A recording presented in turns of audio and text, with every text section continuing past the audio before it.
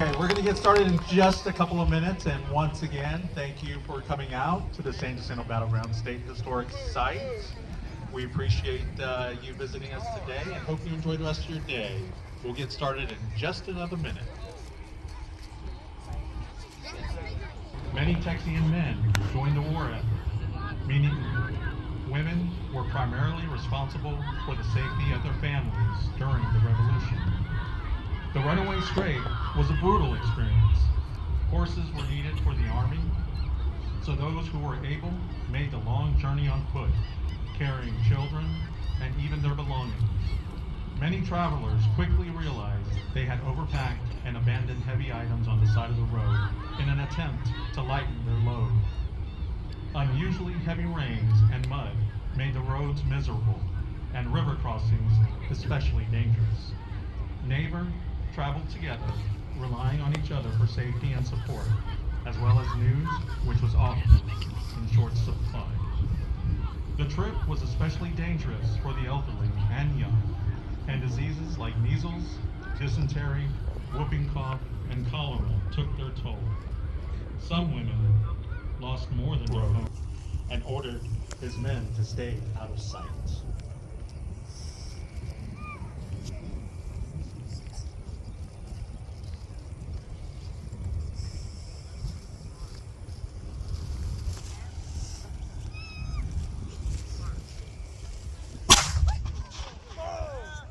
And ordered his men to fire the Texans, alerting the Mexican army to their position.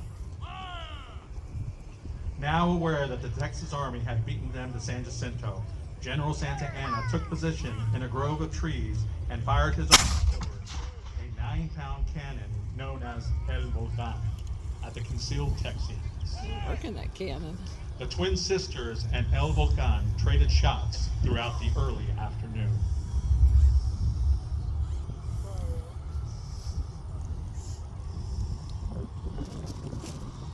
It's nice they have a common.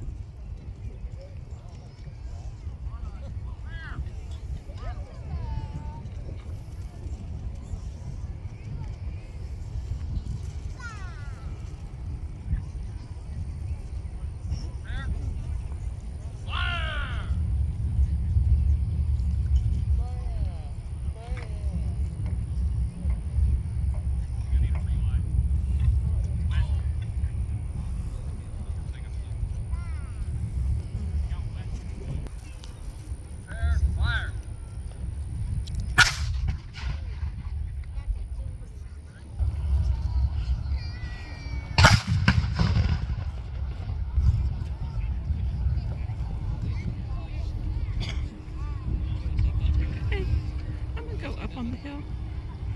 Okay.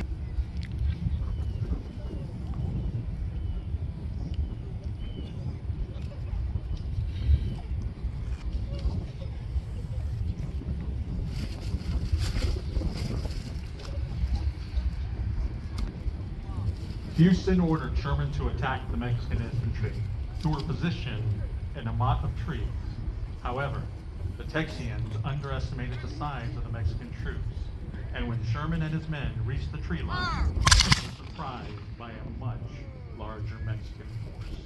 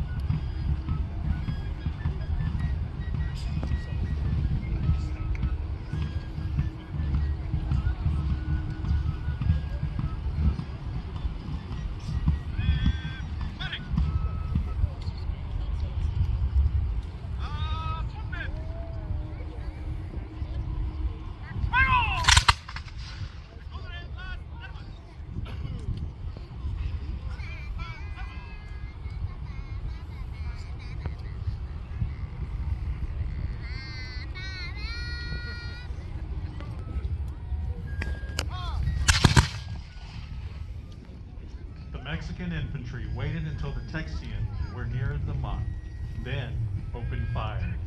Using the trees as cover, Sherman immediately ordered his men to fall back.